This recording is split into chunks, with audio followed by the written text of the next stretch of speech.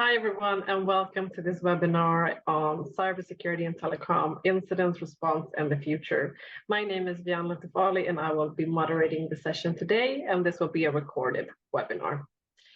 I work as an information security consultant at Knowit Cybersecurity and Law, and I have been working with security and telecom over the past years as an ICT security analyst at Ericsson. And I hope that you are as excited for this webinar as I am. We have a really interesting agenda and great speakers lined up for the 2 upcoming hours that we have together. So we will be listening to presentations on Ukraine and the impact of mobile networks in a hybrid conflict, incident response in telecom infrastructure, 5G security, and the master thesis presentation on method for penetration testing in SIP. And after the presentations, we will have a panel discussion on the future of cybersecurity in telecom. So with that, I would like to present our first speaker here today, Cathal McDade. Cathal is the CTO at Enea Adaptive Mobile Security, and he is one of the world's leading experts in mobile network security. So he will be speaking about Ukraine and the impact of mobile networks in a hybrid conflict. So I would like to give a very warm welcome to Cathal. The virtual floor is yours. Thank you very much, Vian, and thank you for everybody for attending today. So first thing, of course, is I will try to share my screen.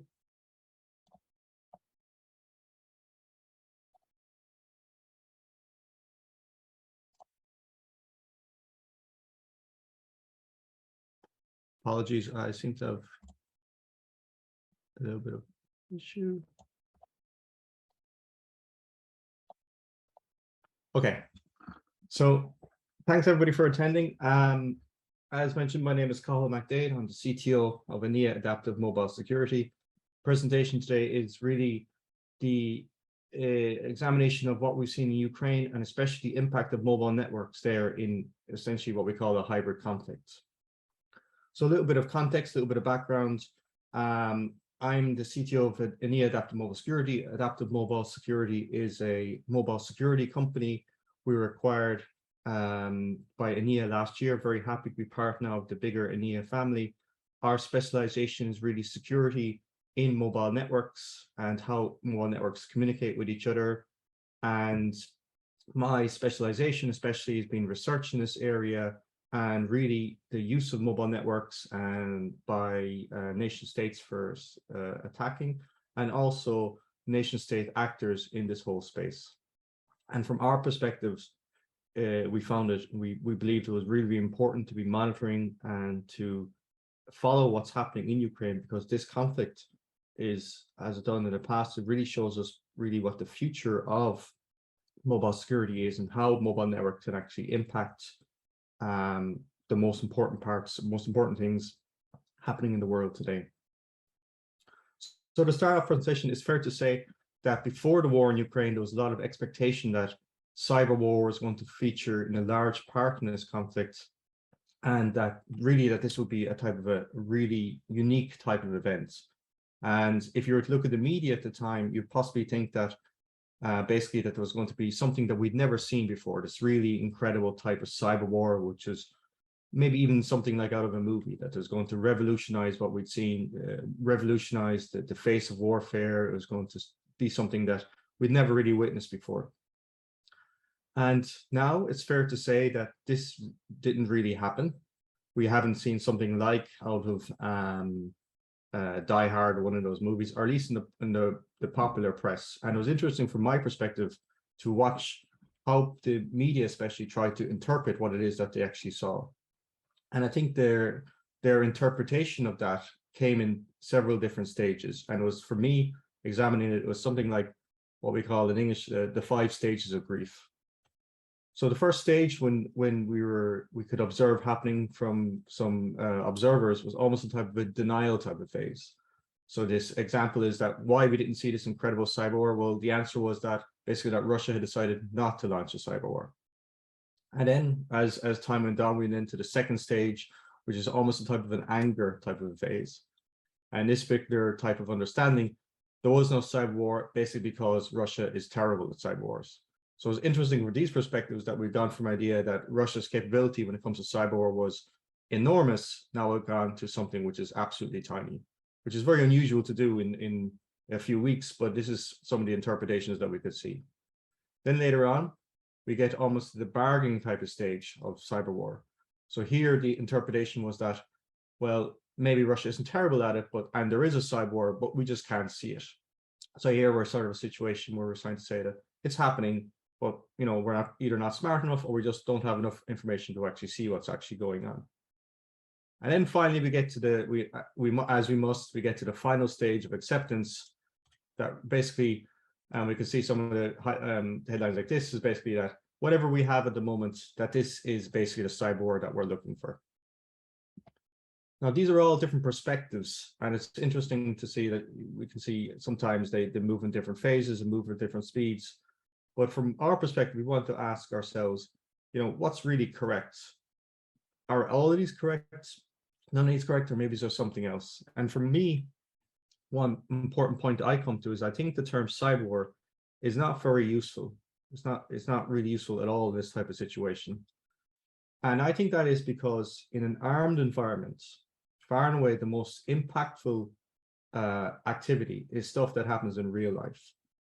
It's far more impactful in a war to be able to take over territory, hold territory, destroy enemy troops and concentrations, as it is to hack a back office website.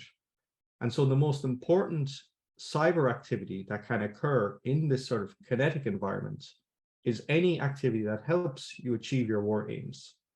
Hacking of a website which doesn't achieve a war aim makes very, very little difference and is not going to be of any importance at all. So a better description, we believe, of the use of cyber or IT activity within a war environment is more hybrid warfare, because in this you sort of encapsulate the idea that whatever's happening in real life or the cyber world, whatever's happening there is to make the most impact, is it actually going to help you achieve your war aims. And what I'm going to show and discuss with you today is that we could see within this context, the mobile telecom networks and the security of them has had a huge, huge impact on the war in Ukraine. We've observed and I'll discuss many different new world first things which have happened in Ukraine, which unfortunately, and most people haven't either acknowledged or seen as happening, understood as happening, or even understood the importance of. So this is something I'm going to try to very briefly discuss with you today. And one other problem I have with a lot of those headlines is they all really assume that everything is from one side, basically from what Russia can do, what Russia can't do, and so on. They normally completely ignore, or especially at the start, a lot of them completely ignore the other party in the conflict. So it's really disempowering from Ukraine's perspective, because a lot of, especially the media at the start, was basically saying that Russia would decide to launch a cyber war, then decided not to launch a cyber war, or was terrible at cyber wars. These all ignored the other side in the conflict. And also what I'm going to show you today is what Ukraine has done in many, many different parts, and its decisions that it has made a huge difference in the course of the conflict when it comes to this hybrid warfare strategy. Now, just a little bit context of this information. All this information I'm about to show you today is all come from open sources of information. We've also done some research and it's on our website. And the reason I'm focusing primarily on open source information is, of course, a lot of this information is quite sensitive. So that's why I want to focus only on the information which is already publicly out there. This information, though it may be publicly out there, but most people won't have seen it because it's not where they would have focused. So now that we've covered this, let's talk about what exactly is it that Ukraine has done. So here I've actually shown a graphic of the first 3 weeks of the war. I've broken it into two different areas: resilience and security. And there's many different things that Ukraine has done on under these two headings, but the two I'm going to focus on here is two particular choices that they made. The first one was on the security side. So what happened was, on the day of the invasion, the 24th of February, that night, Ukraine blocked all Russian and Belarusian inbound mobile devices. What that means is that anybody with a mobile phone from Russia or Belarus couldn't use their mobile in Ukraine anymore. I may wonder why they did this. Well, the primary reason they did this was primarily to stop Russian military communications. Because what has happened in the previous conflicts is that Russia moved very quickly into Ukraine in the start invasion, but their military communications did not move as quickly as their armed forces. As a result, they would normally have tried to use Ukrainian mobile networks. But because Ukraine blocked the use of these phones, they couldn't do that, and they had a big communication loss. Now, when Russia invaded Georgia in 2008, they also had the same problems, and they did end up using Georgian mobile networks. But in that conflict, the Georgian never actually blocked the use of Russian devices. This is the first time that any country has blocked every mobile phone from every operator in an adjacent country to this extent. And it's especially large when you consider that Russia would have been one of Ukraine's main roaming partners, as it's called. So we would have seen normally hundreds of thousands, even millions of mobile devices. So at a stroke, this affected a huge amount of, as we know now, the communications abilities of the Russian forces. And again, this is something that no country had ever done before. And this happened on the day of the invasion. The second big change on the resilience side is that Ukraine enabled national roaming. So this happened in two stages, first on the 7th for voice and SMS, and then the 12th for 3G internet. And this big change, what this allowed is that basically anybody in the country could then use, if you had access to one of the three main Ukrainian mobile operators, you could use one of the other two. So it meant that even if your cell tower for your operator got damaged, you could use one of the other two mobile operators. Again, this is a world first. This national roaming is a concept which has been discussed in many countries, never actually been implemented to any large extent, and certainly never been implemented countrywide over this duration. And again, another world first. And there's many of those which we've illustrated on our website, things which Ukraine has done, which strangely it seems to have passed by a lot of notice when people look at the security that has been in place. One other area as well is that Ukraine has gotten, unfortunately, very, very good at is also resilience when it comes to physical infrastructure. It turns out that in a war situation, it's what normally happens isn't that but that you lose power to cell towers, or that the cables or the wiring to these cell towers get damaged due to possibly artillery strikes to the side of the road. So what Ukraine has put a huge focus on is trying to repair this infrastructure when they actually recapture this territory. And there's many images of people trying to repair and put in communications, either fixed line or mobile communications, when they take over areas. And this picture is one I find particularly interesting. Here you can see some members of Ukr Telecom rolling off fiber optic cable. And what's actually happening is that the people around them, so this is taken towards the start of the invasion. And you imagine that there's three Ukrainians there which are guarding them. So those are three Ukrainian soldiers. If you imagine in this war, one of the most critical assets is actually people, soldiers who can actually fight. And here we can see the Ukrainians are allocating scarce military resources to protect people rolling out fiber optic cable.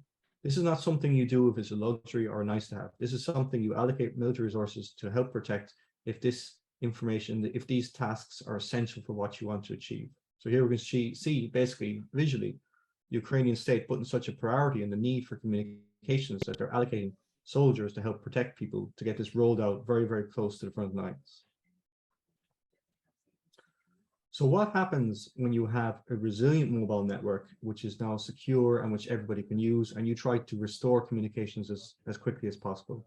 So we can say in a nutshell, there's been three main impacts of having this security and resilience.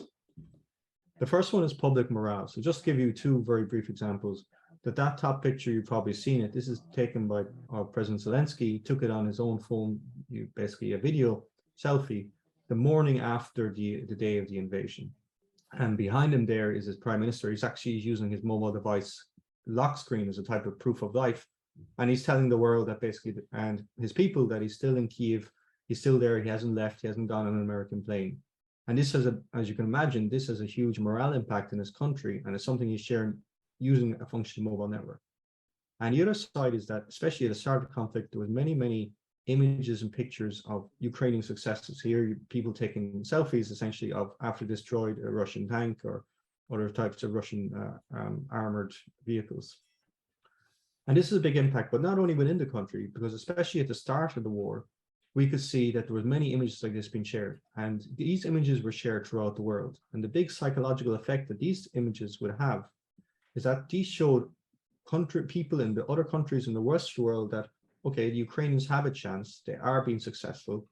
And because the fact is that Russian forces didn't have this ability, they didn't have access to mobile networks really at the start. All we saw was basically pictures from one side.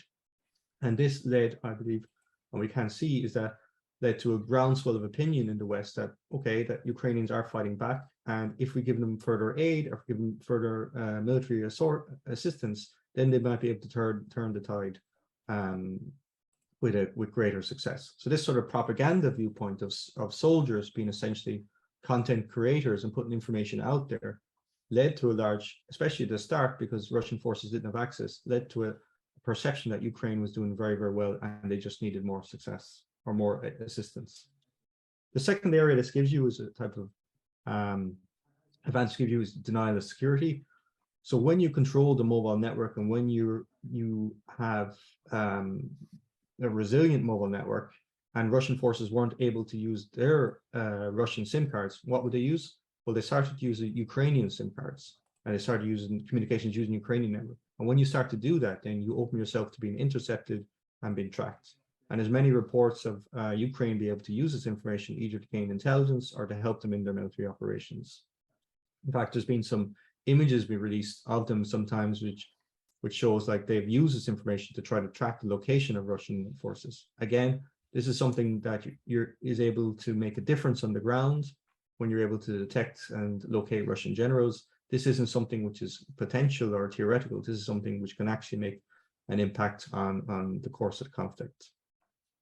And the third and possibly the most interesting impact of having control these mobile networks is that you have this new concept of really crowdsourcing intelligence. So the Ukrainians have been experts in this area of trying to deploy and encourage people to report the location of Russian forces. So and do this to make chatbots and Telegram channels available.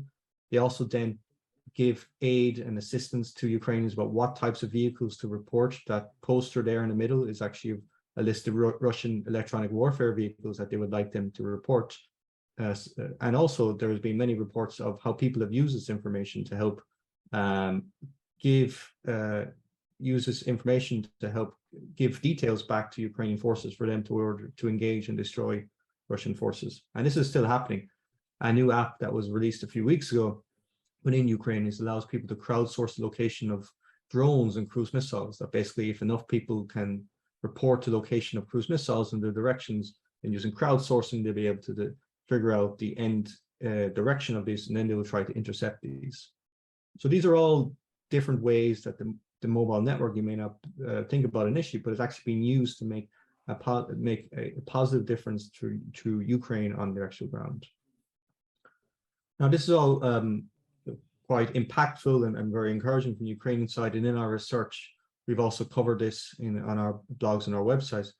But as I said earlier, there's always two sides in this conflict, and Russia has also been observing what's been happening here as well. And for the last couple of months, especially, it has also been reacting to the use of mobile networks and trying to improve what it can do on its side. So to explain what it has been doing, it's necessary to give you a little bit of background. When Russia took over the Donbass area around 2014, it actually set up two little separatist mobile operators in these captured areas. One was called Lugansk in Luhansk, and another one was called Phoenix. And these are what I call separatist mobile operators. They're like, if you had a SIM card from there, you wouldn't be able to use them in most parts of the world, but they work to a certain matter in the local areas. And the separatists set these up because they didn't want the Ukrainians monitoring them. And normally they set them up using captured equipment from the main mobile operators, Ukrainian mobile operators, which would be in the area. They are illegal. They're not sanctioned by Ukrainian government, but they're set up regardless. And what Russia has been doing over the past, since the start of the invasion, is they've been expanding these two separatist operators into some of the newly captured areas. So Lugansk actually renamed itself MCS, it actually expanded northwards, and Phoenix now moved into the south. And as well as that, Russia has also set up an additional two mobile operators, one called +7 Telecom, and the other one called Mir Telecom, in the occupied areas in southern Ukraine. And this to me is really, really interesting. The fact is, you don't go around setting up 2 mobile operators in the middle of a war zone and expanding 2 other mobile operators unless you perceive there's to be some serious military value as well as civilian uses. Because if you just wanted to have a mobile connectivity in area, you would just have 1 operator. You wouldn't have 4 operators. And it's also very interesting because when Russia took over Crimea, they set up 4 operators there, but that took them over 2 years. And what's happened in occupied southern Ukraine in the middle of a war, which Crimea wasn't under, is that Russia have set up 2 new operators, expanded 2 existing ones in a matter of months, not years. So this is clearly something which they perceive to be important to do, especially because they've expanded coverage in areas which may not have running water or electricity. So this is something they perceive to be important. And in fact, we've seen recently, they've also tried to introduce a form of national roaming between their mobile operators because they realize that it's very, very important to have mobile communications in these areas as either as a primary or a backup communication system for not just their military forces, but also for any occupation structures they wish to put in place. So this is what has happened. And like I said, on our website, we go into more details about the different types of tactics and the structure of these new operators, and we've analyzed them and their connections. So it's for us then to look forward to then what can we then see or expect then in the future. Well, looking in the future, there's a few different combinations that we can see. Definitely what we believe we will see in the future is that be a greater appreciation of how mobile networks can be used to defend nation states and security. And like I said, I think this conflict has really, really shown that at many different levels. And we can see that many countries around the world, including Sweden, but many other countries in the Nordics, in the Baltics, in Eastern Europe, in Western Europe, and Americas are watching what is happening here very closely because a lot of these lessons can be taken from this conflict. The conflict's unlikely to end within a short time span. And what we have seen recently in the last couple of weeks is these attacks, the Russian tactical attacks on energy infrastructure. And one probable primary reason they're doing this is to try to affect mobile networks. But the Ukrainians have taken steps to try to correct this, and they are pushing back against these attacks by various different means. But then there's another interesting point, a sad point as well, is that we can expect further innovative defensive and offensive use of mobile networks. And sometimes some of these can have real life consequences. For example, there we talked about people reporting location of mobile devices, Russian troops. When you do this, actually, then there's possibly some questions about are you a combatant or not? And it's not as if Russia follows the Geneva Conventions anyway, but to actually report Russian troops could possibly turn you into a combatant from that perspective. So some of these will need to be considered in the future about how we actually interpret these laws. So to finish with this and to move on to questions, I think there's 3 or 4 main learnings that we can take from all of this. Primary one is that, like I said earlier, mobile networks, they're really critical to a nation's security. I think I've shown that, and feel free to investigate, like I said, on our website for more information on this. But really, when it comes down to it, as I've shown, having a functional mobile network was a huge difference, especially at the start in trying to rally help for your country and also share information and use the information the best you can. Prior preparation makes a huge difference. There's no way a country like Ukraine was able to just decide that morning of invasion that all 3 mobile operators would stop all Belarusian and Russian mobile devices. This is something you need to plan for in advance. And that makes a huge, huge difference, along with many other changes and decisions that they've made.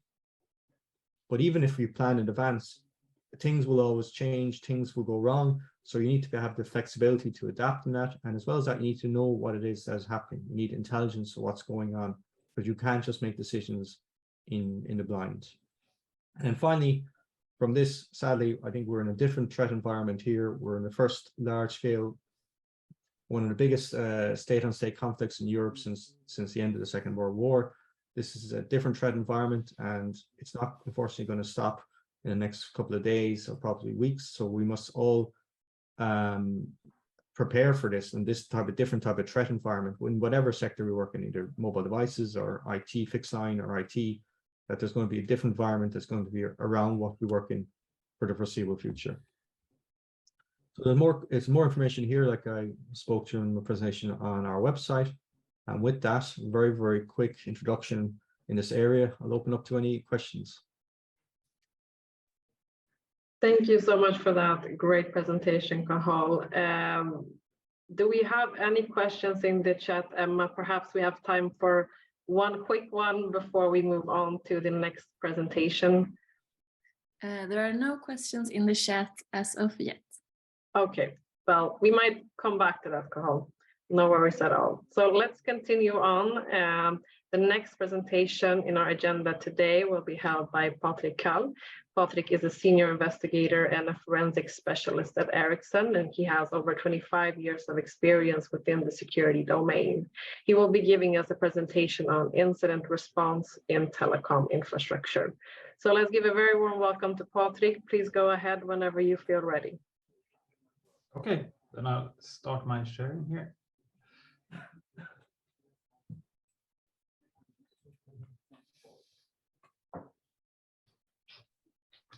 Okay, so a little bit about incident response and a bit about threat actors attacking telco infrastructure.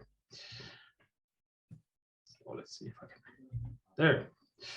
So currently working as senior advisor in group security. Prior to that, I worked with incident response and as security architect in an incident response team for Telenor Group, mainly working in Southeast Asia. I currently have 28 years in security, so yeah, 25 plus. When I'm not doing this, I'm a dive instructor and a drone pilot, and also organizing Stockholm's on the Walk. I have some random facts there, just so you will remember me after this as well. So when we talk about threat actors, I'm going to talk about, I have this nice pyramid. There is a bottom one as well that I removed. I usually call them like technology-enabled idiots, people that download stuff or script kiddies that take part of scripts and become part of larger attacks against networks and different companies. But I will focus on the top one. The top, of course, is nations. We call them advanced persistent threats. It can be people or groups. And also consultants. Consultants are kind of small groups that are contracted by nation states to perform certain activities. It can be when you want to do some large-scale attacks, but you don't want to give the whole puzzle to or the whole picture. So you give them a piece of the puzzle, they get to solve some things, and then you keep them in the dark of the rest. So those are the big ones that I'm going to be focusing on in this presentation. So advanced persistent threats, I call them advanced and persistent threats. They are the ones that are hard to find. So I usually differentiate between three types of threats. It's the things that we know. I mean, we know that we have holes and we know that we can patch them. And then we have what we know that we don't know. I mean, we don't know where the next security hole will be or the next vulnerability will be, but we know that they're going to be ones. And then we have what we don't know that we don't know. And that's where I categorize these advanced persistent threats, because we might have them in the networks for years and we don't know that they're there.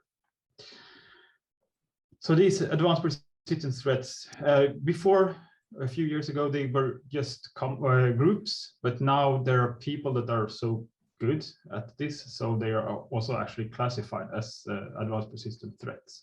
But you usually talk about groups. These groups have a company-like structure, meaning that they have an HR that recruit people, they have working hours, they have a junior and senior. You can kind of advance within these groups. That's one of the ways to attribute these groups is that you look at what times are they active at. I mean, they work 8 in the morning till 5 and then they go home. So it's not like they're sitting all day around and do their stuff. They have a lot of time and money because they are sponsored by a state. They can buy all the equipment that they need to look at, and they can lay silent for a long time if they believe that someone found them in the network. Their goal is to seek persistent, meaning that they want to have a long-term foothold in the network. So they're not just there to go in and steal something and leave. They want to be there for a long time. So we have had some recent incidents that are attributed to different APT groups. We had the big BGP route leak in June 6th, 2019, where all the traffic of European telecoms were routed through China Telecom's network, where they took advantage of a weakness in the BGP protocol. They could reroute everything. And then we have had some these years. We had the Optus data leak, which is, they think is a Chinese attack. They're not certain yet, but there has been a huge data leak with personal information. In September 22nd, NSA hacked China Telecom infrastructure.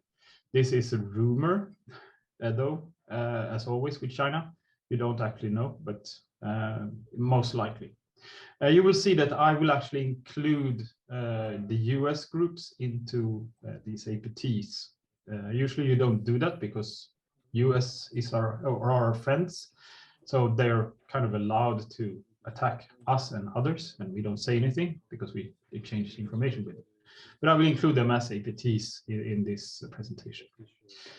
And then we have attacks against internal telecom systems like HLR and EPDG, which is the kind of holy grail for these attack groups. The HLR, it contains all the information about the subscribers in the network. These are usually not disclosed, so even if you never hear about it, it might have happened. I know places where it have happened, but you don't tell anyone. But what makes the telecom such a nice target then? They have a lot of interesting information in the network. You have information on the subscribers, meaning you can find names and see who are there. You can position people. This is very interesting, especially China uses this. If you can find people that are positioned kind of closely together where they shouldn't meet, could be criminals meeting with politicians. You can use this to pressure the state to introduce laws or making your business go better and those kind of things. You can intercept communications between subscribers, which also is very interesting for these threat actors. And you have the internet traffic of subscribers in the network. Also very interesting to use to put pressure on these people. So what you want to do when you target telecom is you want to gain information so that you can pressure people, usually politicians, and usually in upcoming economies, to get more of the kind of financial gains in that country. China uses this frequently in countries like Pakistan, and also they used to do it in Myanmar before the coup happened there. And they do that because they want to have control of an area, so they put a lot of money there. Like in Pakistan, they're building shopping malls, they're building housing areas. And to get these contracts, they use information from telecom networks. The thing with the telco infrastructure is it's very hard to protect it because you have a lot of legacy infrastructure mixed with the new one, meaning that you have things that are open, like the SS7 protocol, for example. It's there.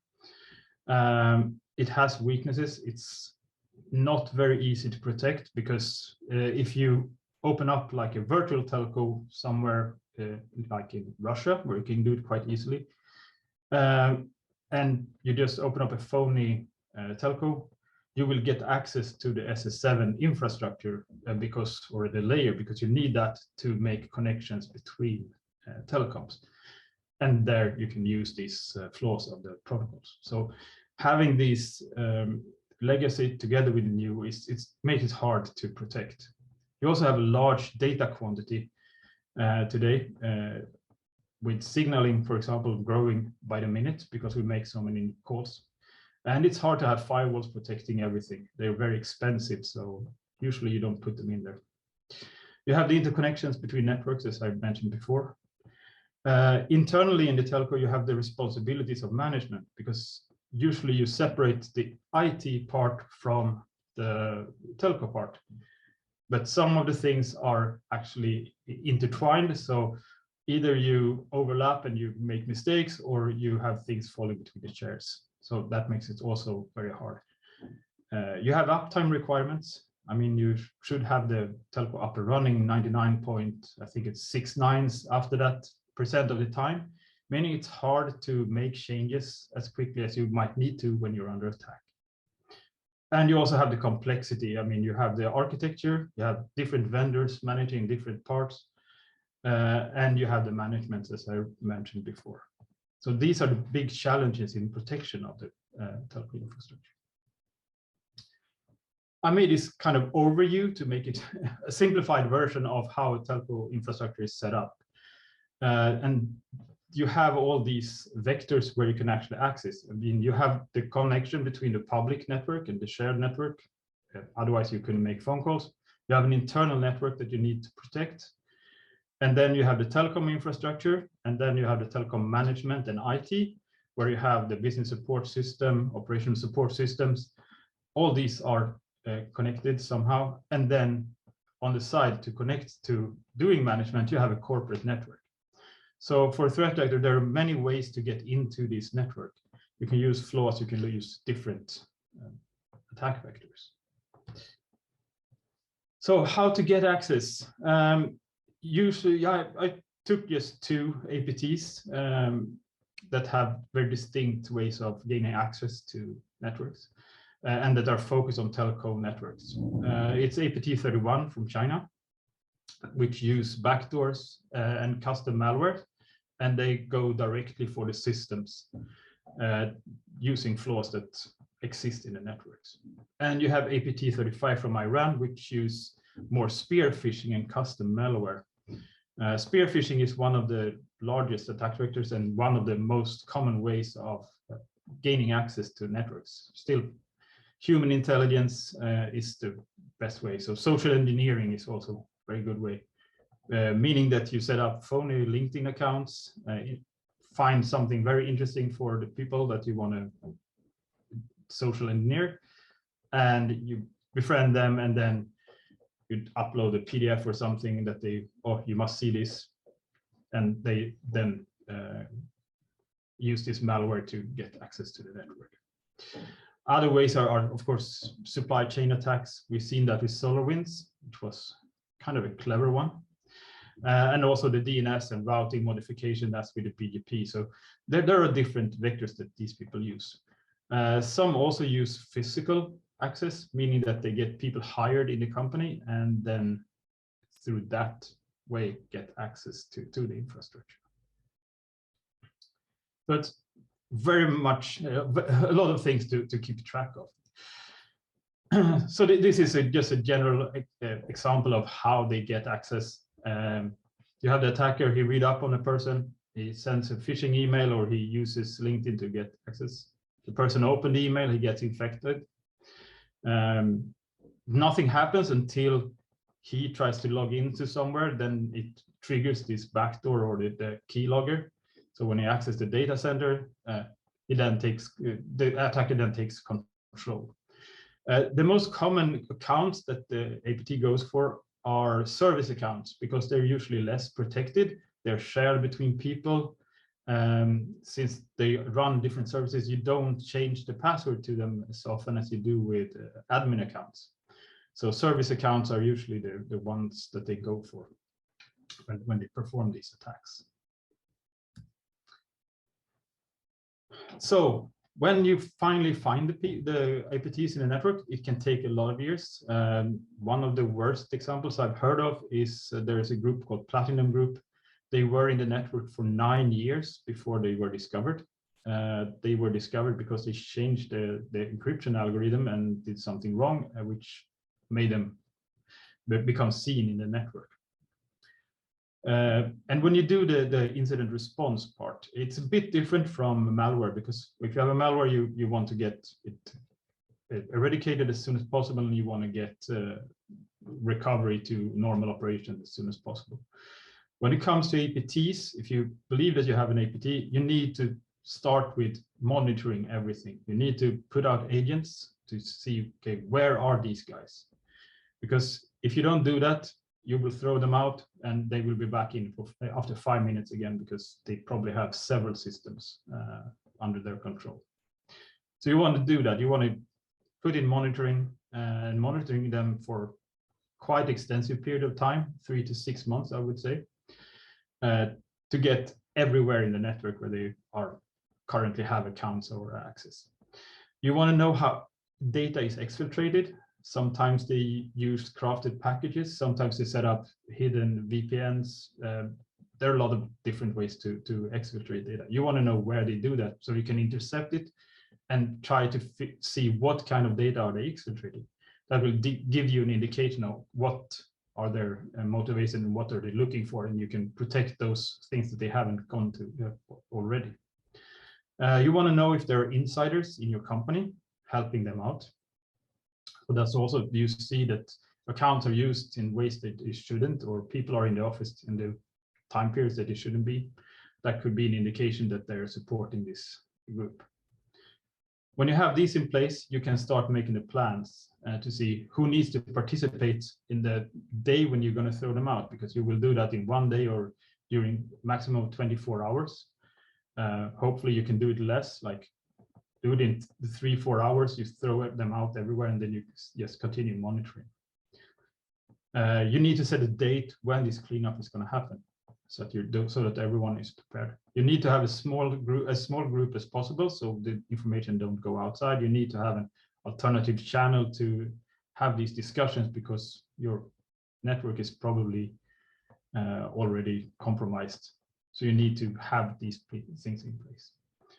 And on the day you need to execute, meaning clean out everywhere at once. If you have the money, you might have built a separate architecture on the side, and then you reroute the traffic and keep the old infrastructure for a while, because that means that they can, the threat actor will not see directly that you actually have thrown them out. So it's a good way to keep the old one and can play around there for a while before you close that one as well. And then you continue to monitor it, so you're really, really sure that you have gotten them out of all the places in the network. Then I have some resources. If you want to read up more on these guys, there's an APT map where you can see different groups where they are. It's a nice thing. It's like a globe. You can turn it around. You can look at the different ones. There are threat group cards that comes from the Thai CERT, which is they're quite good at it. So they have created these cards with all the threat actors, including American ones, which is interesting. There is one APT groups in operation. I think it's just an Excel spreadsheet, but it's quite big. I also have a lot of interesting things. And I also included some things about when you do APT response, incident response, there are some things that you shouldn't really do. So I included that one, the 13 deadly sins of APT incident response. And then also the 5 most common attack vectors of APT. If you use the meter framework, you will have protection for most of these groups. It includes most of the attack vectors. The thing about the APTs is that they might find things that you didn't know. They own 0 days that they could use. They're not so keen on using them, but if they need to use it, if there's something important, they will use it. And you will probably not know those 0 days before. So the takeaway I want to give you from this, telecoms will always be under attack. It's such a vital part of the infrastructure. All telecom infrastructure is complex and exposed. It's going to become better when you look at 5G, because you will not have the underlying 2G. You're not dependent on older infrastructures anymore. It's completely standalone, which is kind of nice. Because one of the ways to get access is that you kill the 4G and it goes down to 2G, and 2G is less protected, and you can get access to certain parts of the infrastructure. And incident response, it requires monitoring, it requires time, so it's kind of expensive to do it, but take it slow. If it takes 2 years, it's still fine. It's better to take 2 years and make sure that you actually get rid of the threat actors instead of doing this in like 6 months and they will be back in again and everything you worked for is just down the drain. Okay, so questions. I see that there might be some questions in the chat. Thank you so much for that excellent presentation, Patrik. I do think that we have a question in the chat, Emma. Yes, we have 2 questions in the chat. I'll start with the first one, which is, what do we know about the attack against internal telecom systems? Do the operators not have to inform about these attacks to the authorities? Oh, that's a huge question. It depends on the nature of the compromise. But yes, you need to, in most countries, you need to inform authorities about it. I know in Thailand, the CEO will end up in prison if you don't disclose it and you don't do anything about it. In Sweden, you have to report to PTS. It doesn't mean that it becomes public, though. If there are... Okay, add App Store. If you have privacy data, you of course need to report that, though. So it depends on the nature of the attack, I would say, for the compromise. But yes, usually you need to report it. Thank you. And the second question is, if you know you have attackers in your system and let them stay there for months, are you really GDPR compliant? They've probably been there for 2-3 years before. So, and if you let them stay, depends on if you let them exfiltrate things. It's the exfiltration of the data that's the most sensitive. So if you find it and you can intercept the exfiltration, then do that. If you're GDPR compliant, depends on what kind of data they extract, of course. But you don't have a choice. I mean, you still have to do what you can to get rid of these. So it's, you have to choose. You can be GDPR compliant then and just throw them out and they will be back in 5 minutes again. And you might not see them. So it depends. Does not seeing them mean that you're GDPR compliant? Still don't think so. I think the government wants you to actually get rid of them once for all, so they don't exfiltrate anything more. Because they will go into stealth mode if you find them and expose them. Very fluffy answers. I'm sorry, but it's very hard to give a very straight answer. It all depends on the situation. Great, thank you so much again, Patrik, for that and for the answers to the questions. So we'll move on to our next speaker, who is Björn-Are Karolius. Björn-Are is the Managing Director of Knowit Cybersecurity and Law in Norway, and he has been working with cybersecurity in telecom for many years, and he will be giving us an insight to 5G security. So a very warm welcome to you, Björn-Are, and I will hand it over to you. Well, thank you. And also thanks to Kahal and Patrik. I kind of feel like the funding are amateur now because you guys, you seem to have a much more technical knowledge and experience or expertise than me. So the next section, I think, is a bit more high level, a bit more simplified. And I was kind of wondering to rename it something along the lines of, there we go, 5G security for dummies. So my name is Björn-Are Karolius. I'm the Managing Director of Knowit Cybersecurity and Law in Norway. So I'm sitting here in Oslo now, talking to all of you. And as I said, I don't have the technical expertise and knowledge and background. my field of expertise or where I work is more higher level. So hopefully it's not that technical. Well, it's not that technical. Hopefully it will provide some insight or some value to you guys anyway. So the purpose of the talk is to talk a little bit about the security in the 5G now that it's coming, and then also how it differs from previous generations. So Patrik already mentioned some of the points I was thinking of as well. So will be some repetition. So starting to take one step back. So 5G and what is 5G promising? And it's basically is that, well, what we know or what we kind of expect is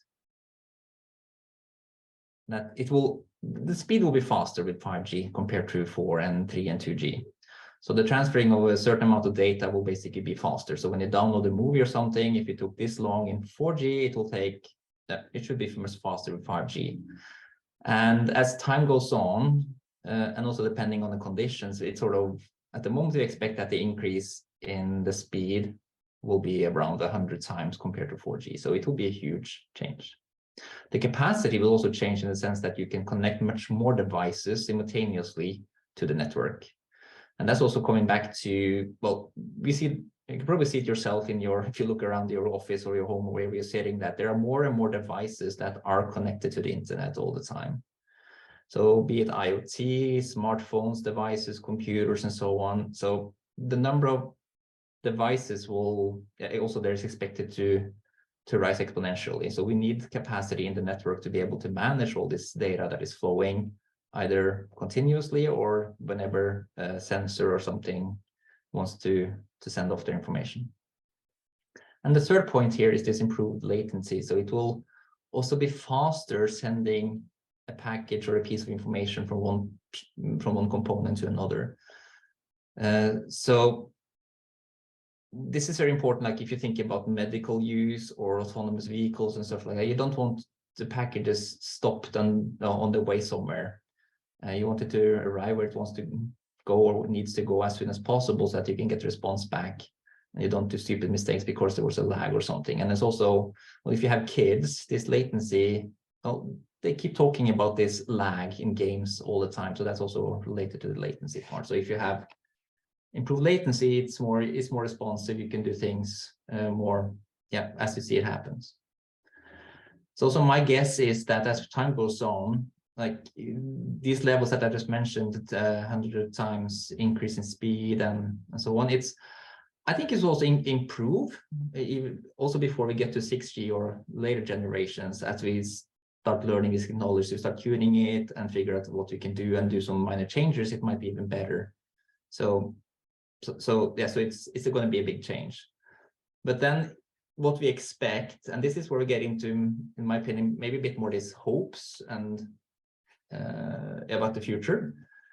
So one of the things is, with 5G, people say that it should enhance the day-to-day experiences. So as a user or end user, it should be, you should have access to more products, more services. The user interface should be better. It can be this virtual reality, or it might be other things. So voice recognition and so on. So hopefully it will be easier and make our lives better. But I haven't seen like the game changer or the killer application or whatever you want to call it in 5G. Sort of, it will be faster, it will be better. But what will the future bring regarding the day-to-day experiences? We'll just have to wait and see.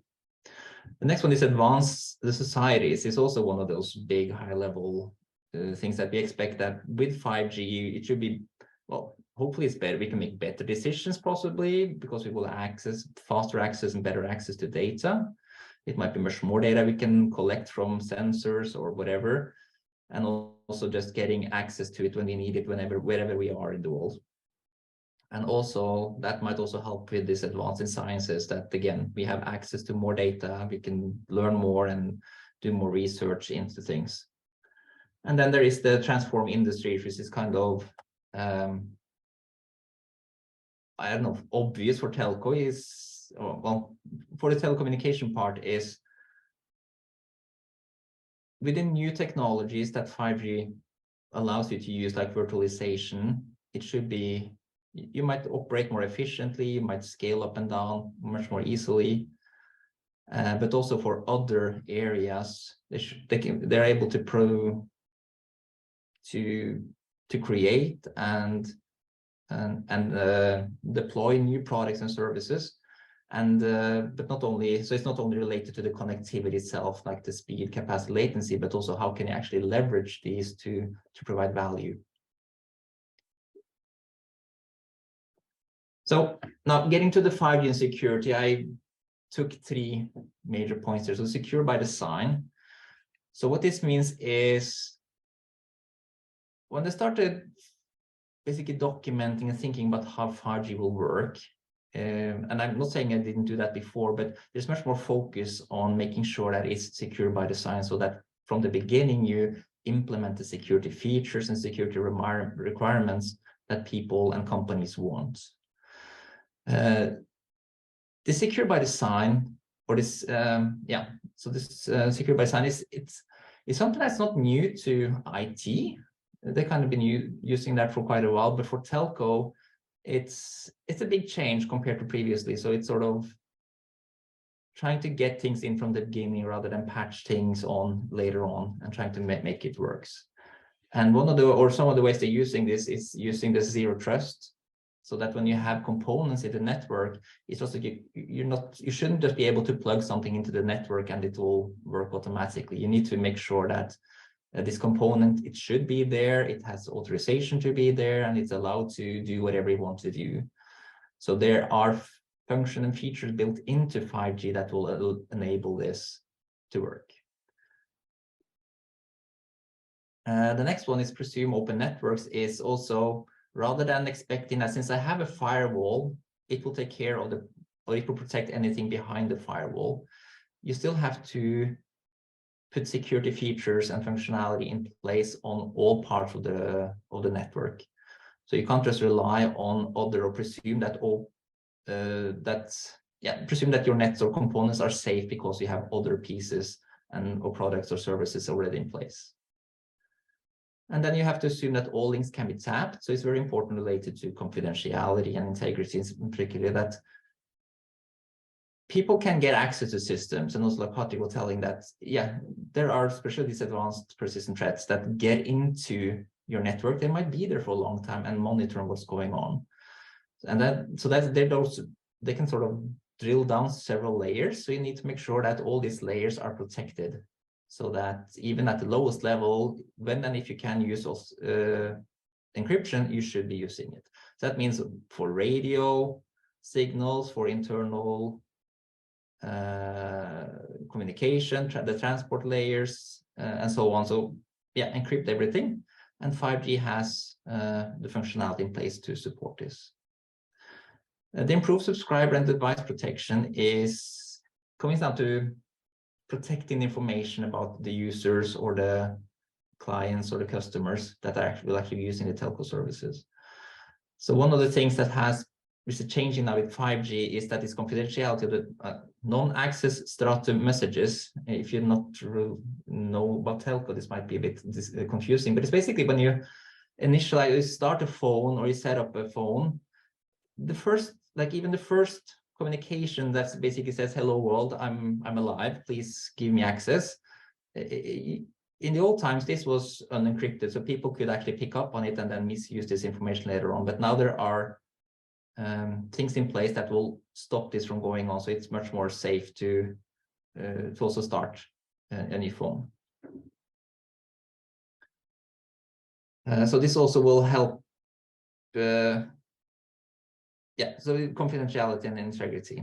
The home control means that whenever you are, let's say I'm Norwegian, so if I'm traveling abroad, be it in Sweden or Europe or other parts of the world, if I take my 5G phone with me and try to use it there, it will also always try to check back with my home network. So back with Telenor, if that's where I have my subscription there, or with Telia or whatever, to make sure that, is this phone or is this user equipment actually what it says it is, and what should it be allowed to do. So this check back to your home network is also going to help avoid things like some roaming fraud types. There is this unified authentication. So even when you're not using the normal 5G RAN, so when you're out in the forest or whatever, and you kind of pick up a radio wave, even if you're inside a building and you might use the wireless LAN to use your phone, you will still be able to authenticate your device and figure out what are you again, who are you, what are you supposed to do, and what would you be allowed to do. The user plane integrity checking, it's a much more control and much more checks in place to make sure that the information being sent to and from a device is protected. So that goes both for confidentiality, but that's also new for 5G, is there's much more checks in place to do the integrity check. So making sure that no one can actually pick up a message on its way and modify it and then pass it on, and then try to create issues that way. And then there's also this use of public-private keys to conceal subscriber identity. And so it will make it much more easier to conceal the subscriber identity. When you use a phone, you don't have, well, you do have a fixed identity for your device. But in order to conceal this, this is encrypted, and this encryption is changing fairly regularly. So even if someone is able to pick up this at some point in time, short time later, that will, you can't really say that this is the same subscriber anymore. So it's much harder than to track, for instance, the location of a certain phone based on the subscriber identity. The last section, this is more telco related, is the network protection. So as I mentioned before, yeah, you have new principles in place like this secure by design. There is much more confidentiality and integrity controls in place. There is a new component with 5G called the SEP, or the Security Edge Protection Proxy. That will make it much harder for other companies or other telco operators to do bad things to your network, be it on purpose or by accident. So this SEP, or this protection proxy, it will basically control all the information coming in and out from an operator, and making sure that, yeah, this is supposed to pass, this is allowed to go to the next, and that will also help the telco operators kind of hide what their network looks like, how much do they have, how big is it, where is it, and so on. So if you are another operator, you only contact the SEP, and that will basically pass the information on to wherever it needs to go. And then again, coming back, it goes back to the SEP, so that the visiting network only knows of or need to know about the security and protection proxy. Another big change is this leveraging the IT protocol stack. So in the past, the telco industry relied heavily on proprietary protocols, so things that were kind of specifically developed for them and used by them. And it had its advantages and disadvantages. But now with the 5G, they're moving to use the IP stack, the protocol stack, which means that it's the same thing that basically internet is using today. It's a much more modern and mature protocol, or might not say mature protocol, but it's a more modern protocol. And the benefits of this is it's a much more used protocol. The vulnerabilities are well known and researched, and whenever there is an issue found, we can kind of expect that it will be fixed faster as well, because it's not only the telco that wants to get this fixed, it's also the rest of the world that is using the same protocols wants to get this vulnerability fixed. So there will be much bigger effort to actually get things done. So it's a well-known protocol, and that's also is a disadvantage. And Patrick had it in slide this pyramid where he cut off the bottom part, this fumbling idiots or tech idiots or whatever you call them, that since it's an IP, based on IP, it's easier for anyone with, well, you don't need any access, you don't need any knowledge, you just need access to certain tools that are quite easily available. And you can also try to make problems for the telco operator. So they really need to make sure that they have security measures in place to prevent these kind of things. So I have 3 suggestions, and I have 3 different roles or areas. And this is not an exhaustive list. It's just some points I noted down when I was sitting and trying to figure out, what would I like to pass on. So for vendors, so basically anyone producing equipment, that can be like Ericsson will like producing the telco equipment, or it might be people creating user equipment like IoT devices or whatever, is make sure that your security features are active by default. So rather than having people go in and have to turn stuff on, put them there, and then people can make a conscious choice if they want to disable these things, if they and when they have to. It's important to track and update your third-party components. I see where I'm working today or with one of my clients is there's a lot of focus on trying to understand what third-party components have the vendors been using in the software. And it's fine to use third-party components, not to say that, but you need to be aware of what you're using and make sure that you manage it properly, meaning that you try to use the latest updates, that you patch it as necessary. So when it ends up at your customer, in this case, the telecommunication companies or the end users, they don't have to necessarily immediately patch it because you're using stuff that is, well, old. And then the last one is do your own security test, especially when it comes to telco equipment. Like most telco operators will do security tests on their own, and it's much easier for them, or better for you as well, if what they're actually testing is their implementation and their configuration rather than the actual product itself. I've seen cases where we do security test of products or software coming from vendors, and we find stuff that should be easily fixed or shouldn't have been there already. So that's it for the suppliers. For the telco companies, again, kind of related to the first one for suppliers, but secure by design and default. Make sure that when you implement systems, whatever, make sure that also the optional features, like from the industry standards like 3GPP or GSMA or whatever it might be, that also the optional stuff is actually enabled. Try to make it as secure as possible now rather than have to go back in and change things later on. And then if you do this, you could actually then use it as a selling points towards your customers that, yeah, we are secure and we are very, well, we keep track of it. Stay informed of changes, and that means both from like vulnerabilities to your software, and again back to the third-party components or the stuff that's coming from your vendors, or it might be the protocols or whatever.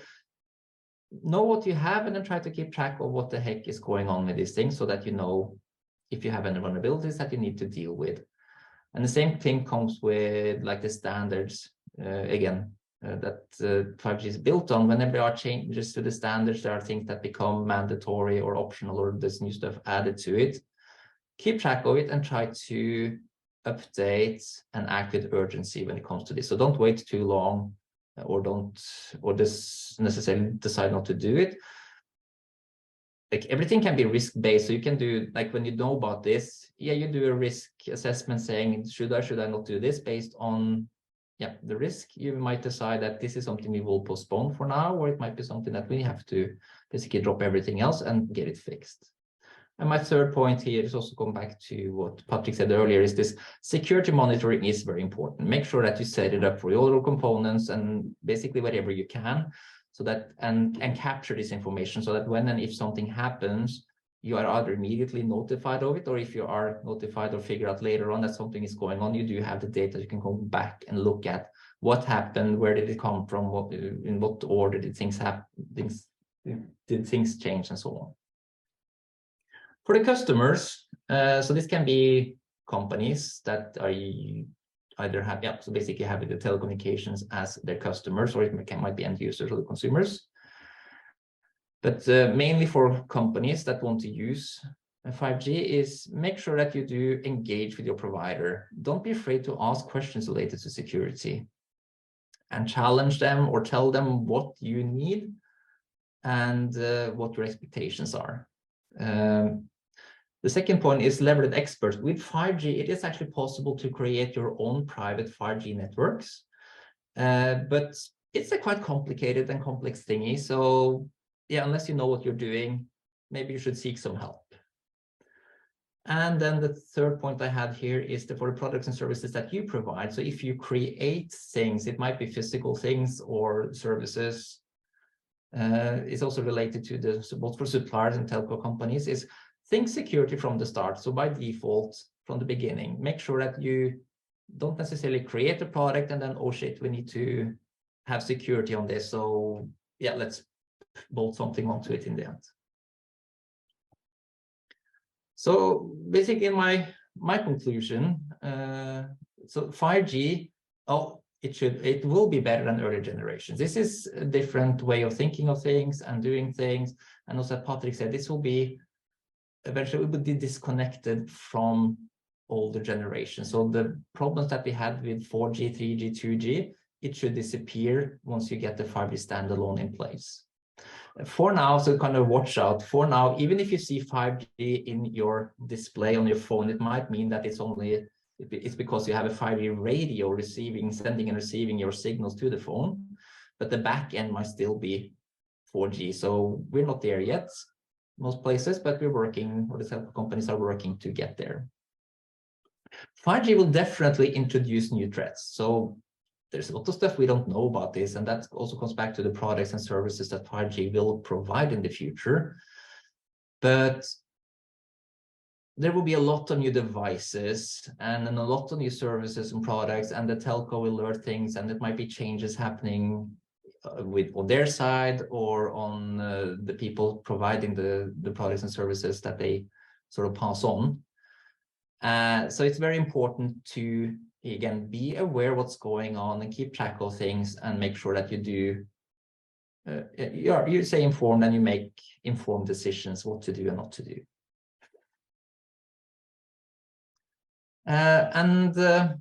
Yeah, the last one kind of relates to the new threats as well. It's 5G will continue to develop, and also as we go even further on 6G and so on.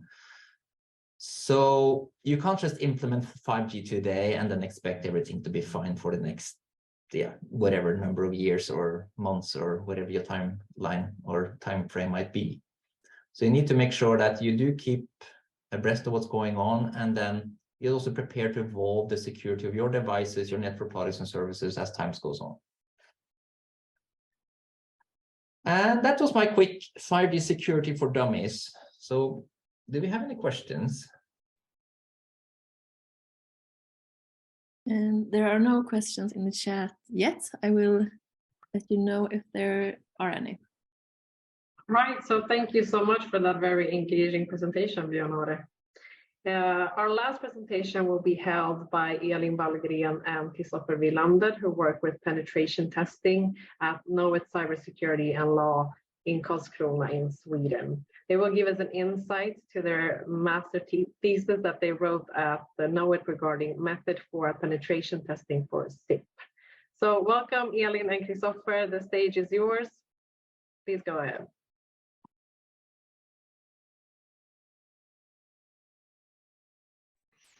Oh, thank you very much. So my name is Christopher Wilander, and me and my colleague Elin Wallgren are going to talk about our master's thesis that we did in collaboration with Knowit. And the title of our thesis is SIPMAN, a penetration testing methodology for SIP and RTP. So who are we? We are two former students from Blekinge Institute of Technology in Karlskrona, where we studied a Master of Science program in computer security.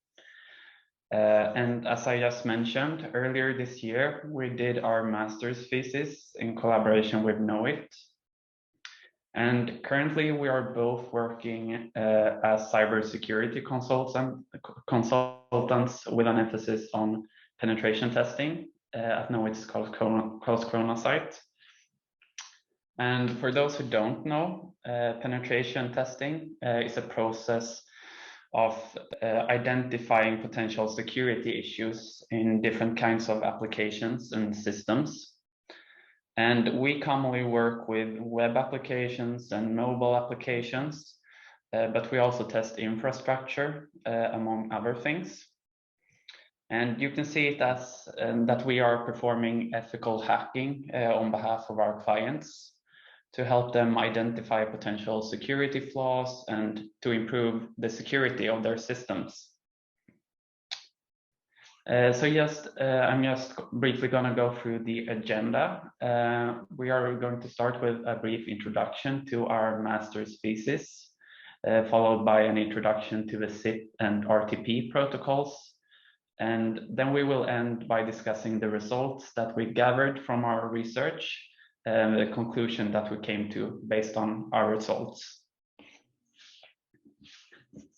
So the main motivation to the research we performed during our master's thesis is that there is a lack of a specific methodology when it comes to penetration testing of systems using the SIP protocol.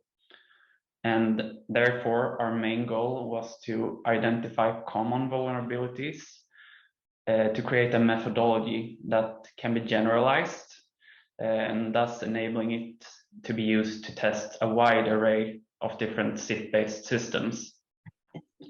And our methodology also comes with examples of SIP payloads that can be used to test for specific vulnerabilities, and thus making the testing process simpler for the user, or the tester, I should say. And this aspect was a very important part for us to include when we were compiling the methodology. And the aim was also that the resulting methodology should have a structure that was reminiscent of the well-known OWASP Top 10 testing guide, but in this case specifically tailored to the SIP protocol. So you might ask, what is SIP and RTP? Well, the SIP and RTP protocols, they are a fundamental part of services providing voice over IP, and they rely on the IP stack for transport of data over networks, such as the internet. And SIP, which stands for Session Initiation Protocol, is a protocol that is used for signaling, and in this instance to initiate, update, and terminate interactive sessions, such as a call placed through a VoIP service. And real-time transport protocol, RTP, is used to carry multimedia streams, such as audio and video streams in VoIP calls. And these two protocols are used in a plethora of communication services today. For example, voice over IP solutions, but also in cellular networks when calls are placed using voice over Wi-Fi and voice over LTE services. And they are also used in services such as Skype and MS Teams. But these protocols also come with problems. Both SIP and RTP are considered insecure, and this is due to their lack of encryption, meaning that data is sent in clear text. And that makes it possible for attackers to eavesdrop on traffic and to manipulate data in transit in some scenarios. And some services still use these protocols to this day due to backward compatibility requirements, while others have switched to the newer protocols, SIP-S and SRTP. And these offer encryption, but they do come with their own security issues. And due to this, it's recommended to tunnel this type of traffic using, for example, IPsec, just to ensure that data is protected. Yes, so a part of our master thesis were to perform exploratory testing on different SIP servers to identify common vulnerabilities. So in the pictures, you can see two different setups that we tested on. So we used an asterisk server and a Camelio.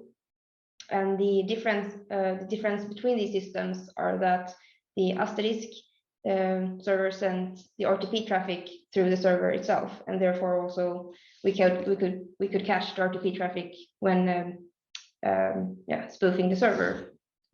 And in the Camelio server, they sent the RTP traffic between the endpoints after the server had established the connection using SIP.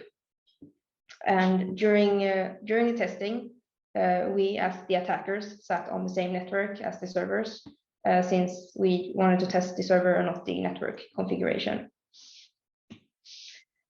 So in the end, we compiled a tree of different attacks that were possible to execute, and many of these attacks included packet injection and spoofing.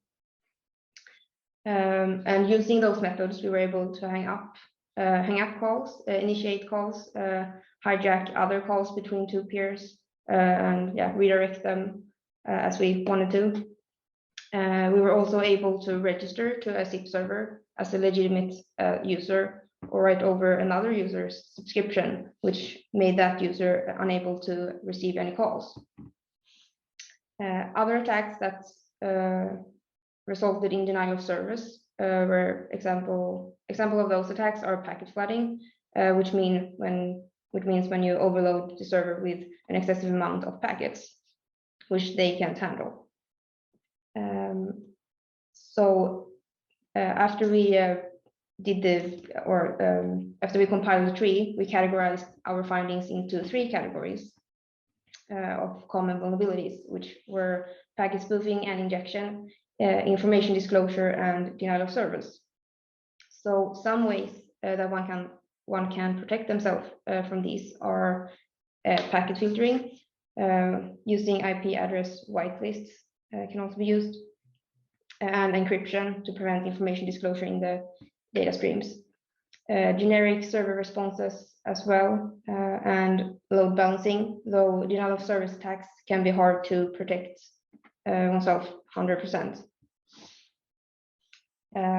So when we had finished the methodology, we evaluated it with the help of some Knowit penetration testers here in Karlskrona and in Sweden.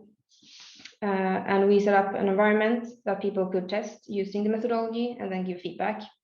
And we also performed an evaluation in terms of ease of use and understanding by sending out a service regarding the methodology. So in conclusion, SIP and RTP are quite vulnerable, though more and more are beginning to use the more secure versions, SRTP and SIP-S. These vulnerabilities are still relevant since they are built upon the legacy protocols. More research is needed to be able to create a fully generalizable methodology, though. But from our evaluation, we got good feedback regarding the usability and understanding of it, which was one of the main goals of the methodology. That's all. Thank you for your time. Any questions?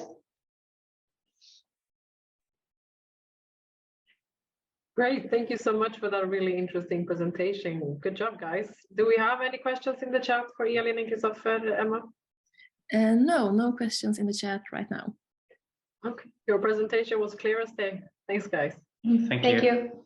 All right, so thank you everyone for the presentations and the questions that we have gotten in the chat.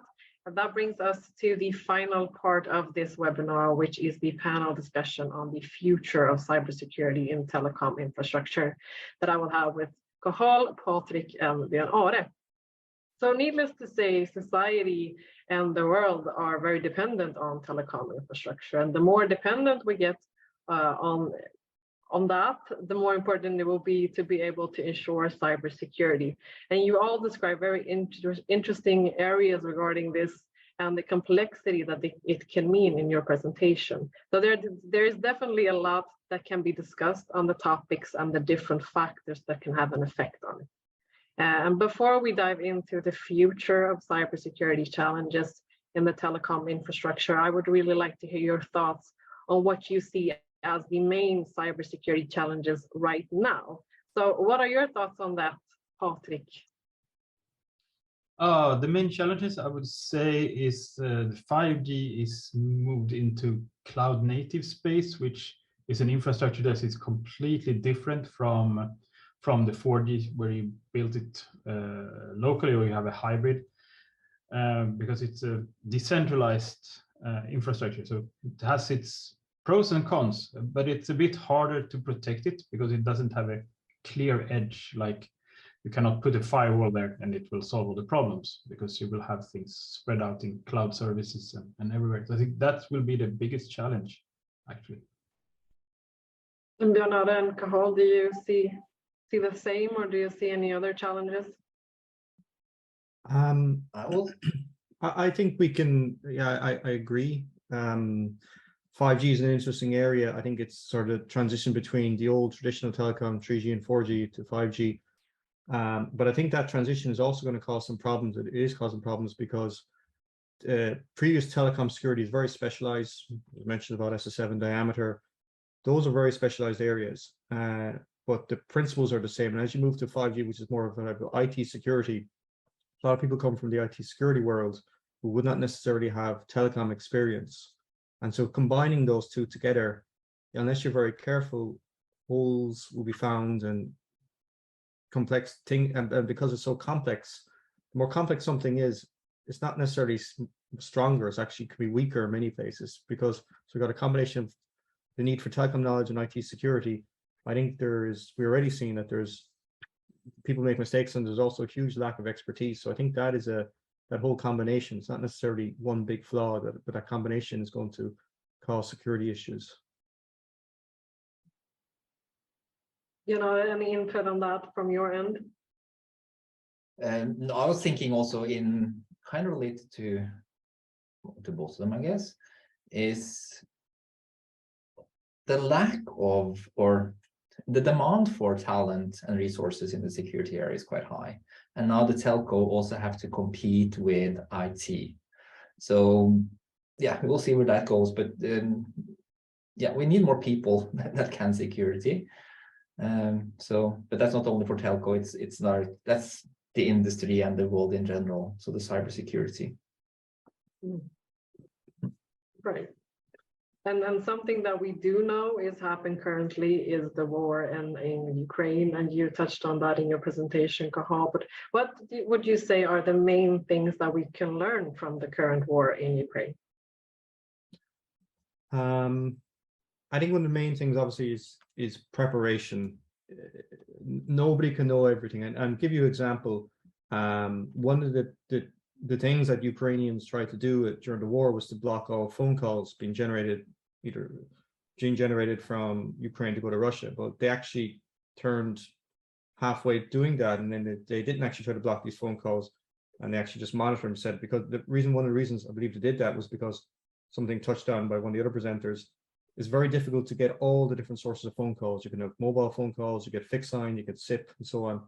So you need to have a lot of flexibility when you go about doing these security moves. So one key thing there is preparation. Yeah, it's very important, but also being able to adjust what you do. Having a flexible system is far more important, far more useful than just having a press one button and then that's it, because there's humans on the other side who are trying to adjust. Doesn't matter what network technology, what type of technology at all. It's not like a hard radio problem or something like that. It's a human you're trying to stop. So have something which is flexible, which I think was a big learning from the war. And also being willing to make these decisions. I didn't personally expect that the Ukrainians would block all inbound roamers, but they did. And that was something that they decided to do at a very early stage. So people should realize this technology is present and they should try to put in place plans to use it or whatever techniques they want to use it from the start, and then have the flexibility to make the decision that they want to make. Right.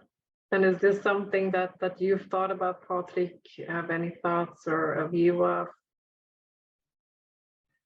As I said before, the telco is important. It's an important infrastructure. So, as Carl said, you need to have preparation for the different scenarios.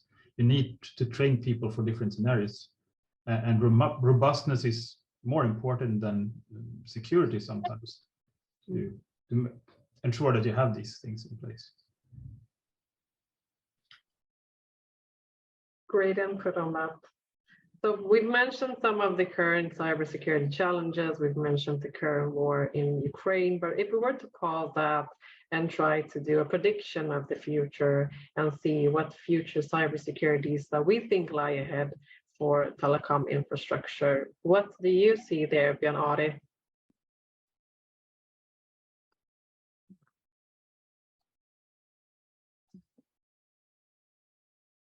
You are muted, unfortunately. I managed to mute myself. Yeah, okay. One success of the day. Okay. I was just saying, yeah, we already touched quite a few things there, so trying to come up with something new. It's also to manage future challenges is it's kind of like with security in general. You need to make sure that you do have and you practice like a good cyber hygiene. So do the basic stuff, start there and then build on it. Most telcos, they are actually quite advanced, but they still need to remember to also do the simple and the easy stuff so they don't leave their front door quite wide open. And also thinks that this risk-based approach, like instead of just doing things for doing things, make sure that you do an assessment to sort of try to figure out, is it worth it or not? And if you don't do this, what will the consequences be? Because it's also easy, particularly now that we're in the 5G kind of the race, trying to get there first, maybe cut some corners, and it might come back and bite you in the, well, the hiney in the end. So think about what you're doing and how you're doing things, and try to do the right thing from the start. Right. So I'd really like to hear your thoughts on that as well, Patrick and Cathal. I don't know who wants to go first. I can go first. I agree. The thing that you need to do is, as it goes more and more complex, you need to know where your assets are, and important where your crown jewels are. Protect them first. I mean, there are a lot of things in an infrastructure that can burn because you can rebuild it in seconds, especially with cloud native. You can just put a button and you can rebuild an infrastructure. If it doesn't contain any important data, it's just to rebuild it. So don't put your security there, and put your security where it matters, because otherwise it will be very costly and also very, very complex. So chop down the elephant. Yeah, I think from my perspective, one of it's interesting question, what are the future cybersecurity challenges, is also be aware of potential new attack methods. And one example I've been reading about the last couple of days is potentially the use of AI. And I don't mean in a kind of a Skynet type of artificial intelligence. I mean more of if you've seen some examples, some AI now is getting very good. To give you a practical example, getting very good at writing stories and coming up with images. One of the areas we work in is things like spam, text messages and spam emails and so on. So we would expect we see practical applications of AI in certain areas, such as generating these types of attacks, and maybe in the future, I believe not so far from now, AI might be tried to use to assist in attacking, when attackers try to use this to try to penetrate a network. So we could start to see human augmented type of attacks, and that's something that we haven't had up to now. That's something that we might experience in the future. So this is something, enterprises, operators would need to be aware of, and at least have a plan, or at least have an idea about how they might try to deal with this. Right. And you've kind of touched upon it, but is there anything else that you can see that the telecom sector can do to try to mitigate or handle future cybersecurity challenges other than what has been mentioned? Well, obviously, I'll say, talk to us, we can help. But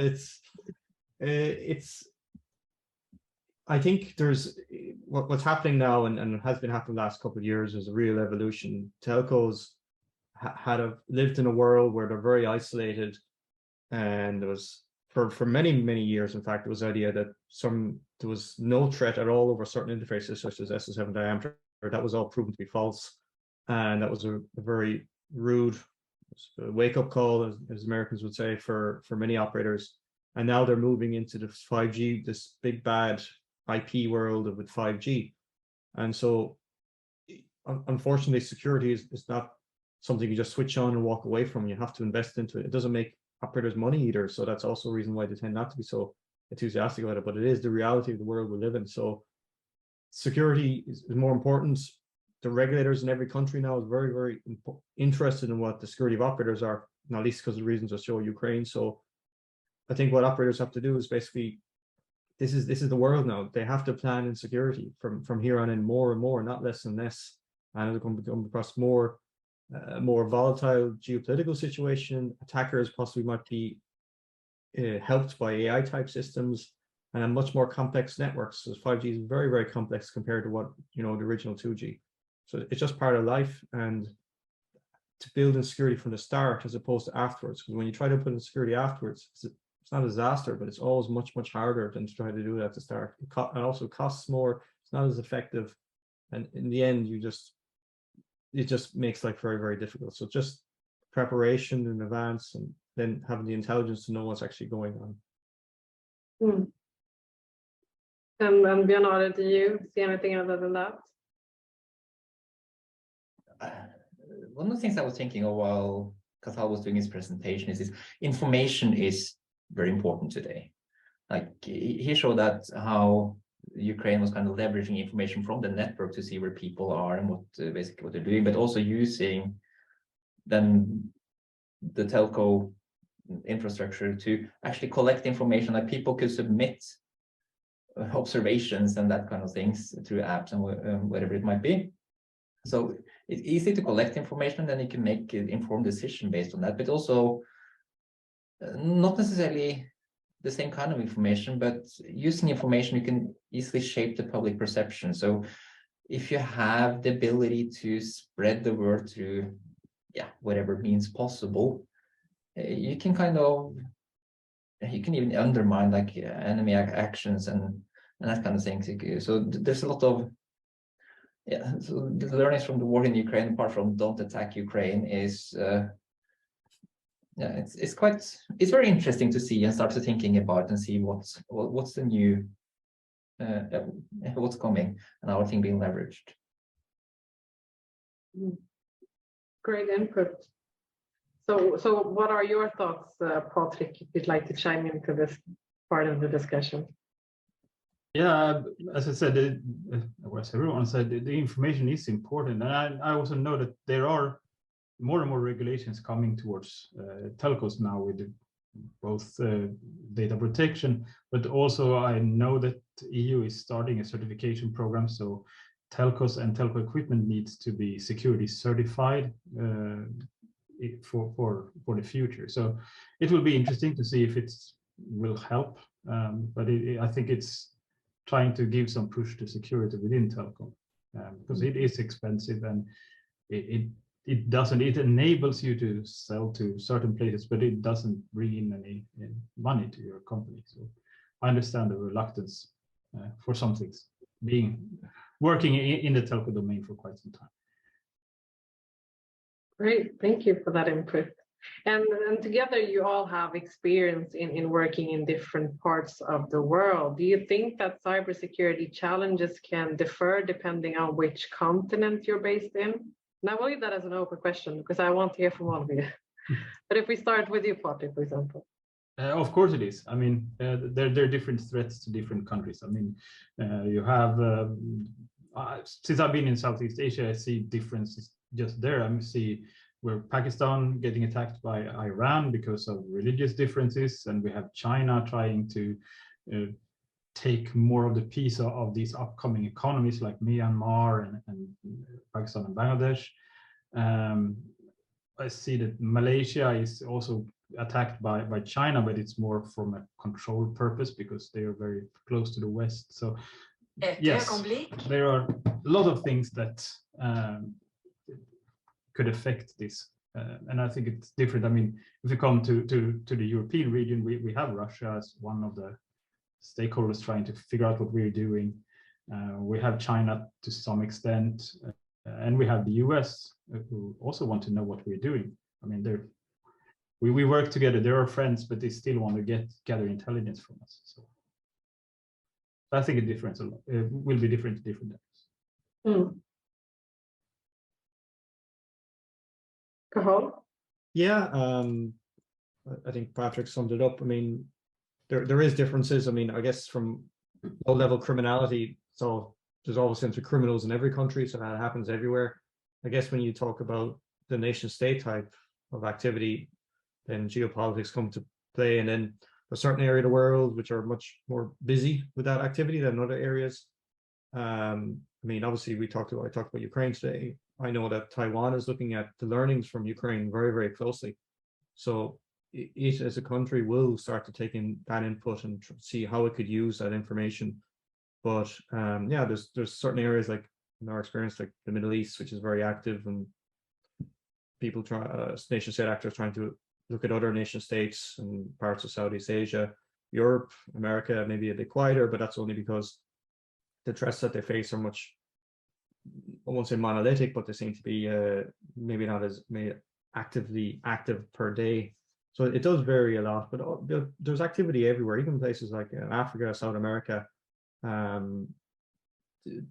If when you look at the nation state type approach, there's always hostile or actors who are interested, at the very least, to know what's going on in different people's networks.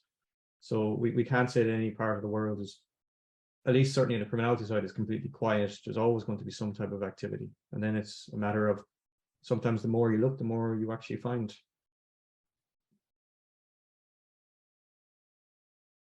It really is a complex question for sure. And then that makes it an even more interesting thing, because you have that perspective as well. So Björn, do you have any final thoughts that you would like to add to that?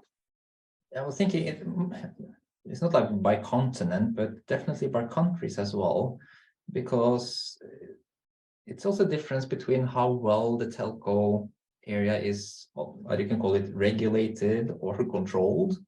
In countries, that might also affect how secure it might be, because some places we do know that they have more access to information about the users than in other countries. So, but again, cybersecurity is kind of a global thing. So if you're sitting in one part of the world, you can attack other parts of the world. So saying that or claiming or thinking that you're safe if you are in Norway for attacks from wherever in the world, it's wrong. So it's I think a lot of the same challenges apply to all countries or continents, but there are also the regional differences. So it's kind of a yes and no answer. It's yes, there are differences, but no, they're not. So sometimes complex questions have a yes and no answer, and that's completely fine as well.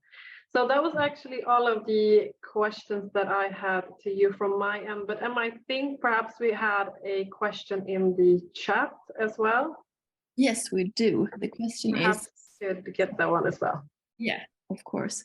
The question is, 5G will bring a lot of renewal/transformation in terms of network equipment. Are there any concerns where this equipment is manufactured? Is there a way to ensure security on third-party products?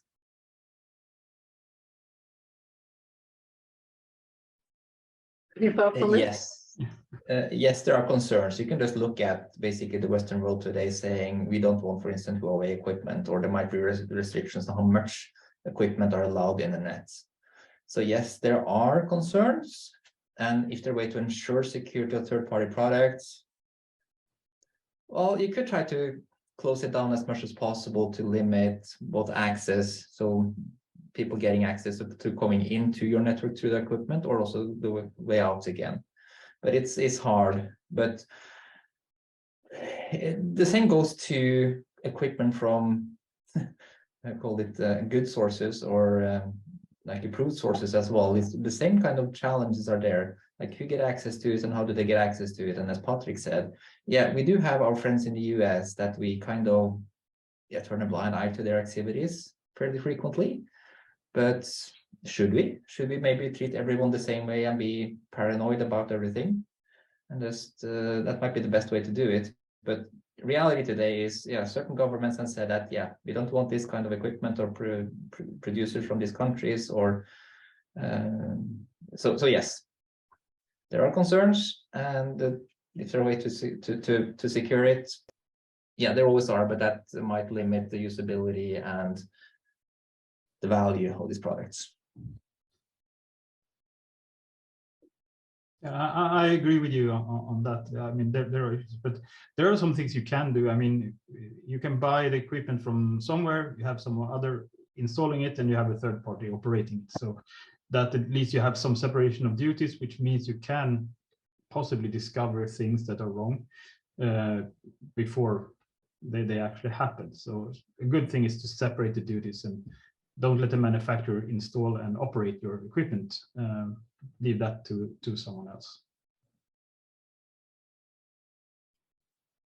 Yes, and just in time, but you can never, I don't believe there's ever a fully 100% technical solution you can do on this. If you buy a third-party product which you're suspicious of, technical will only go so far. And as Björn was saying, you know, there is a trade-off then. You want to buy something maybe because it's cheap, but then you have to monitor it. I mean, in the long term, it's going to possibly cost you more than actually buying a solution from a different vendor. So it is a big conversation at the moment. But it's, you know, talk about philosophies like zero trust and so on. You have to start trusting somewhere. And if you start this assumption that part of your inner network is untrusted, that causes problems which can only be partially dealt with by technical solutions.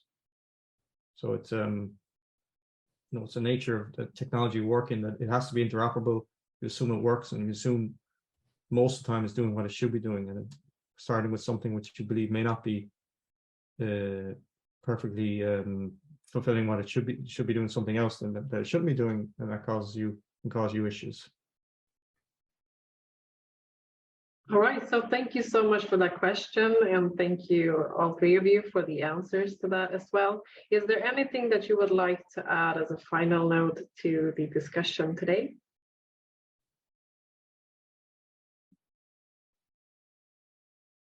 Yeah, I can start with, there will always be threats, and you have to do trade-offs all the time.